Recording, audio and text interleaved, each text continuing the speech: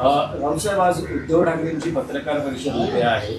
नेमका काय विषय आहे या बाबतीत काही तुम्ही मार्गदर्शन कल्पना देऊ शकाल का? आज शिवसेना पक्षप्रमुख उद्धव ठाकरे यांची साधारण 12:30 वाजता मातोश्री निवासस्थानी पत्रकार परिषद आहे. महत्त्वाच्या विषयावर आहे, राष्ट्रीय विषयावर आहे आणि आपण सगळे या असं मी तुम्हाला इन्व्हाइट करतो आहे आणि तुम्ही येणारच आहात याची मला खात्री आहे. देशामध्ये एवढ्या घडामोडी घडत आहेत, घडवल्या जात आहेत. सरकार निष्क्रिय आहे, निर्घृण आहे. त्याच्यामुळे अनेक विषयावरती पक्षप्रमुखांनी बोलावं अशी आमची भूमिका असते. आज ते एका महत्त्वाच्या विषयावर बोलते. काही धक्कादायक आहे का? बघू आता धक्का कोणाला बसतो. बोला. रावसाहेब, आणखी एक विषय असा होता की उद्धव ठाकरेंचं 18 तारखेला रामरक्षा आंदोलन नागपुरात आहे. तर त्याआधी आज सकाळी एक अशी माहिती समोर येते आहे की त्या मंदिर न्यासानं अजूनही परवानगी दिलेली नाही आहे. मुख्यमंत्री देवेंद्र फडणवीस त्या मंदिराचे आजीव सदस्य आणि मंदिर न्यासाचं असं म्हणणं आहे की तिथे कुठल्याही राजकीय आंदोलनाला परवानगी नाही, तरी अद्याप अजून परवानगी मिळालेली नाही. असं आहे, हे रामाचे मालक कोण कधीपासून झाले? कोण कुठल्याही मंदिराविषयी म्हणतो?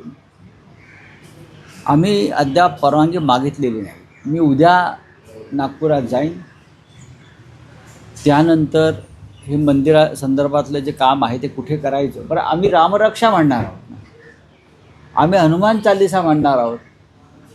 आता ह्याच्यासाठी जर परवानगी घ्यावी लागत असेल तर हे काय हिंदुत्वाचे कोणी मालक झाले आहेत का? नाही. त्या न्यासाचे अध्यक्ष जरी देवेंद्रजी असले तरी ते रामभक्त आहेत, आजीवन सदस्य आहेत आणि आम्ही रामाचे आजीवन भक्त आहोत. ते सदस्य आहेत आणि आम्ही सगळे रामाचे आजीवन भक्त आहोत. त्याच्यामुळे मला वाटत नाही की कुठल्याही प्रकारे त्याच्यामध्ये वाद निर्माण होईल. नागपूरमध्ये अनेक राम मंदिरं आहेत किंवा या प्रकारच्या धार्मिक संस्था आहेत. आम्हाला फक्त लोकांना जागरूकता आणायची आहे. या देशामध्ये रामाच्या नावावर काय चाललं आणि आम्ही जे करतो आहे त्याला खरं म्हणजे देवेंद्र फडणवीस यांनी सुद्धा पाठिंबा दिला पाहिजे. कारण ते आजीवन सदस्य आहेत ना आणि ते करसेवेला गेले होते असं म्हणत आहेत. ज्या रामाच्या करसेवेला ते गेले ते राम मंदिर जर लुटलं जात असेल तर देवेंद्र फडणवीस असतील किंवा त्यांनी निर्माण केलेली राम मंदिरं असतील, त्या सगळ्या पुजाऱ्यांनी भक्तांनी आमच्या आंदोलनात सहभागी व्हावं. मी तर देवेंद्र फडणवीस यांना खुला निमंत्रणच देतो आहे. मग जर ते त्या न्यासाच्या आजीवन सदस्य असतील तर जरूर त्यांनी आमच्या रामरक्षा आंदोलनात सहभागी व्हावं. त्यामुळे रावसाहेब, कदाचित आक्षेप यासाठी असू शकतो, कोणाला रामरक्षा हनुमान चालीसा म्हणण्यास मनाई नाही. जे जे हिंदुत्ववादी आहेत, जे रामभक्त आहेत ते हे म्हणू शकतात, पण हे आंदोलन एका राजकीय पक्षाकडून होतं आहे. भले आता तुम्ही म्हणाल की आम्ही सगळ्यांना आवाहन करतो आहोत, पण शिवसेना उद्धव बाळासाहेब ठाकरे पक्षाकडून हे आंदोलन होत असल्यानं कदाचित मग त्या न्यासाचा त्याला आक्षेप असू शकतो. इथे पक्षाचा प्रश्न आहे. शिवसेनेनं राम मंदिरासाठी केलेलं आंदोलन चाललं का? शिवसेनेनं किंवा हिंदुहृदय सम्राट बाळासाहेब ठाकरे यांनी अयोध्येत राम मंदिरासाठी जे आंदोलन केलं ते तुम्हाला चाललं. मग तेव्हा का नाही तुम्ही आक्षेप घेतला ते राजकीय पक्षाने घेतलेलं आंदोलन आहे म्हणून किंवा संघर्ष आहे? तेव्हा का नाही केलं? म्हणजे राम मंदिर बाबरीचे घुमट कोसळत असताना ज्यांनी काखा वर केल्या, पळून गेले, ते राम मंदिराचे न्यासाचे सदस्य होतात काय? आणि आम्ही तिथे उभे राहिलो, आम्ही कोर्टाच्या खटल्याला सामोरे गेलो नंतर, आणि तुम्ही आम्हाला विरोध करता. हा कोणता न्याय? हा न्याय म्हणत नाही. हा न्याय रामालाही मान्य नाही. हे का रावणाचं राज्य नाही, नाही रामराज्य आहे म्हणताय. कुठला राजकीय पक्ष?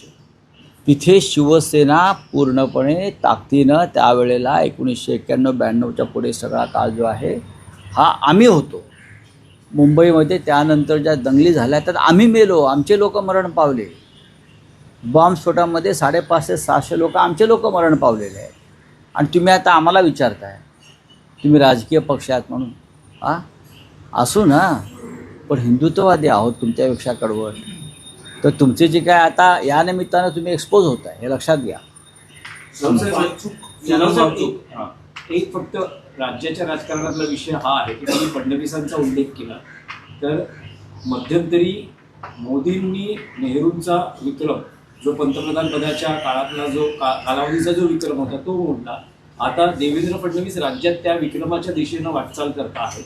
त्यांनी शरद पवारांना मागे टाकून मुख्यमंत्री पदावर सर्वाधिक काळ राहणारे तिसरे मुख्यमंत्री अशी एक वाटचाल सुरू केली आहे. तर कदाचित लवकरच तो नाही ते होऊ शकतात. नाही ह्याला म्हणजे हे कसले विक्रम कोण मोडते मला कळत नाही. पंडित नेहरूंच्या कार्याचा आणि राष्ट्रभक्तीचा विक्रम कोणी मोडू शकलाय का? देश घडवला पंडित नेहरू, देश उभा केला शून्यातून. देश स्वतंत्र झाला तेव्हा इथे एक सुई बनत नव्हती, सुईचा धागा बनत नव्हता. तिथून हा देश नेहरूंनी इथपर्यंत आणला. त्याच्यामुळे नेहरूने किती काळ नेहरूंचे जे दिवस होते ते क्वालिटी वर्क होतं. तसंच महाराष्ट्रामध्ये वसंतराव नाईकांनी हरित क्रांती आणली. वसंतदादा पाटलांनी सहकार क्षेत्रात काम केलं ना. असे अनेकांनी वेगळ्या वेगळ्या पद्धतीने या महाराष्ट्राला योगदान दिलं. शरद पवार साहेबांनी महिला आरक्षणाचा विषय असेल, या राज्यातल्या MIDC उभा करण्यामधला विषय असेल, या राज्यामध्ये गुंतवणूक उद्योग आणण्यातला विषय असेल, हे अनेक मोठे मोठे प्रकल्प त्यांनी राबवून इथे मुंबई किंवा महाराष्ट्राला ताकद दिली शेतकऱ्यांना. देवेंद्र फडणवीस असं काय सांगू शकतील का ठामपणे?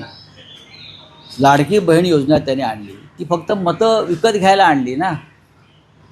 म्हणजे जे आमच्या एका कार्यक्रमात नितीन चंदनशिवे म्हणाले की देवेंद्रचं देवाभाऊ करायला 1500 रुपये वाटावे लागले सरकारचे, त्यात 82 लाख बोगस. 92 झाले ना. हे 92 लाख ज्या बोगस लाभार्थींना पैसे दिल्याची वसुली कोणी करायची?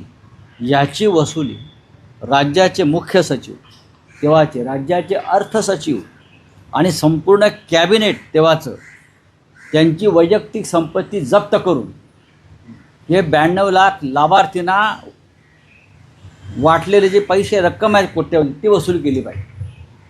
राज्याचे तेव्हाचे मुख्य सचिव, अर्थ सचिव, महिला बालकल्याण खात्याचे सचिव आणि तेव्हाच्या मुख्यमंत्र्यांसह संपूर्ण कॅबिनेट ज्याने याला मंजुरी दिली त्या बोगस लाभार्थींना 92 लाख म्हणजे 1 कोटी त्यांच्या वैयक्तिक संपत्ती जप्त करून हे पैसे सरकारी तिजोरीत भरणं गरजेचं आहे. नाही, पण जशी ही संख्या घटते आहे, अनेकांना अपात्र केलं जात आहे, तुम्हाला असं वाटतं का की पुढच्या काळात ही योजना गुंडाळली जाईल? कारण टॅक्सचे पण ताशेरे बघा, हे आता काही कारणं देतील, टॅक्सचे ताशेरे, मग कोणीतरी कोर्टात जाईल, कोर्ट त्याला स्थगिती देईल, या माध्यमातून ती योजना बंद केली जाईल. नाही, पण या आधीचं या निवडणुकीतलं आश्वासन होतं 1,500 ते 2,000. मग करा ना. अडवलंय कोणी? करत का नाही? कर्जमाफी केली नाही त्यांनी अजून धडपणे. करावी ना. 1500चे 2100 करताय तर करा ना. अडवलंय कोणी तुम्हाला? संदर्भात ते म्हणतात की 15 दिवस अजून वाट पाहावी लागेल, काही निकषांमध्ये बदल केला जाईल. ठीक आहे, पाहू ना कधी करतात. पाहू. नाही, पण नवसेत त्याच कर्जमाफीचं शरद पवारांनी कौतुक केलं, मुख्यमंत्र्यांचं कौतुक केलं. सरसकट 2 लाखापर्यंतची कर्जमाफी फडणवीसांनी जाहीर केली. शरद पवार दिवसेंदिवस निष्पक्ष होत चाललेले आहेत. पवार साहेब सगळ्यांचे आहेत, ते तटस्थ भूमिका सध्या बजावत आहेत. काय कारण आमचे मार्गदर्शक आहेत, ते पवार साहेबांचे मार्गदर्शक आहेत.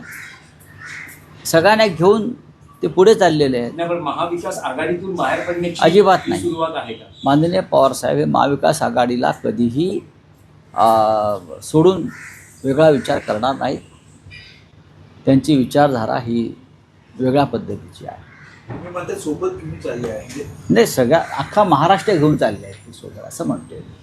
भविष्यात काही होईल तर अजिबात काही होणार नाही, फेरफार अजिबात आहे. होणार नाही माननीय, अजिबात होणार नाही, अजिबात नाही. देवेंद्र फडणवीस दिल्लीत गेले ते इथे बावनकुळे मुख्यमंत्री होते. मी परत सांगतो, त्या बावनकुळेंनी काही संपर्क किंवा काही तुमच्याकडे काही भावना व्यक्त केल्या का? कशाला त्यांना अडचणीत आणताय?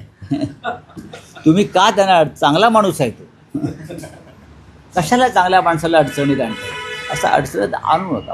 आमच्या सगळ्यांच्या सद्भावना त्यांच्याबरोबर आहेत, सद्भावना आहे, त्या सद्भावना तशाच राहू द्या. बोलिये. सोनम वांगचूक 16वा दिवस आहे आंदोलनाचा. अरविंद सावंत आपल्या पक्षाचे समर्थन द्यायला गेले होते. अजूनही त्यांच्या आंदोलनाकडे पाहिलं जातं. त्याचा अण्णा हजारे जेव्हा उपोषणाला बसले होते 1992 साली, 2004 साली मला वाटतं, 2012. केंद्रातलं म्हणताय. हा, केंद्रामध्ये. दिल्लीचं, जंतर मंतर. तेव्हा अण्णा हजारे 11 दिवस उपोषणाला बसले आणि भारतीय जनता पक्ष विरोधी पक्षात होता आणि भारतीय जनता पक्षानं अण्णा हजारेंच्या उपोषणाला पाठिंबा दिला होता. अण्णा हजारे हे जनलोकपाल किंवा भ्रष्टाचार विरोधी कायदे या संदर्भात माहितीचा अधिकार असे विविध कारणासाठी बसले. मनमोहन सिंग प्रधानमंत्री होते. असा एकही दिवस गेला नाही मनमोहन सिंग सरकारचा की मोठ्या नेत्याच्या नेतृत्वाखाली डेलिगेशन जाऊन अण्णांना भेटलं नाही. केंद्रीय मंत्री विलासराव देशमुख यांच्यावरती विशेष जबाबदारी होती. आम्ही होतो विलासरावांबरोबर तेव्हा दिल्लीमध्ये. शिवसेना प्रमुख बाळासाहेब ठाकरे यांनी आवाहन केलं, मीच ते पत्र घेऊन गेलो होतो, त्यांना उपोषण सोडा, आपण चर्चा करू सगळ्यांनी. हे सरकार काय करतं? सोनम वांगचूक हा साधा माणूस नाही आहे. आज आमच्या अग्रलेखातून आम्ही अण्णांना आवाहन केलं, आपण पाहिलं असेल की दिल्लीला जा. सोनम वांगचूक हा 14-15 दिवस झाले कोसळून पडलेला आहे शरीराने. त्याचं डोकं मांडीवर घ्या आणि तुम्ही उपोषणाची घोषणा करा. तरुणांनी रस्त्यावर यावं. सरकारला सोनम वांगचूकचा बळी हवा आहे. त्यांना लढणारे लोक नको आहेत. ज्यांना तुरुंगात टाकता येत नाही त्यांना ते अशा प्रकारे मारू इच्छित आहेत. ही या सरकारची नियत आहे. आज तुम्ही सगळे पत्रकार परिषदेसाठी या, तुम्हाला या प्रश्नांची उत्तरं मिळतील. बोली. सोनम वांगचूक को 16 दिन हो गए, हाँ, अनशन पर बैठे हैं. कहाँ है सरकार? क्या वो सोनम वांगचूक का जान लेना चाहती है? सोनम वांगचूक असाधारण व्यक्ति है. सोनम वांगचूक एक बहुत बड़े पर्यावरणवादी है, शिक्षण तज्ञ है, पद्मश्री है. हाँ, और क्यों अनशन को बैठे हैं? तो भाई ये धर्मेंद्र प्रधान आपके जो एजुकेशन मिनिस्टर है, उनके कार्यकाल में जो भ्रष्टाचार हुआ है, नीट जैसे राष्ट्रीय परीक्षा के पेपर लीक हो गए, बहुत से बच्चों ने आत्महत्या की है, उनका जीवन उद्ध्वस्त हो गया है, उनके लिए उनका अनशन चालू है. कोई ना कोई सरकार की तरफ से आकर उनसे बातचीत तो करनी चाहिए. मोदी जी विदेश भर में घूम रहे हैं, लेकिन वांगचूक के बारे में सोचने के लिए उनके पास वक्त नहीं है. ये बहुत ही गंभीर बात है और बहुत ही अमानुष है. अन्ना हजारे कहाँ बैठे हैं? अन्ना हजारे 11 दिन तक अनशन वहाँ 2012 में किया था. हम सब लोग वहाँ गए थे, सरकार के तरफ से लोग आए थे, विलासराव देशमुख लीड कर रहे थे. अब जिम्मेदारी अन्ना हजारे की भी है ना कि दिल्ली में जाकर सोनम वांगचूक को समर्थन दे. कि अन्ना जी की भी जिम्मेदारी है. संसद समिति ने एक सिफारिश की है कि इनका निलंबन नहीं, उनका निलंबन अभी वो हम जाएंगे, अभी हम दिल्ली में जाएंगे, वो सब पढ़ लेंगे, उसके ऊपर हम बाद में चर्चा करेंगे.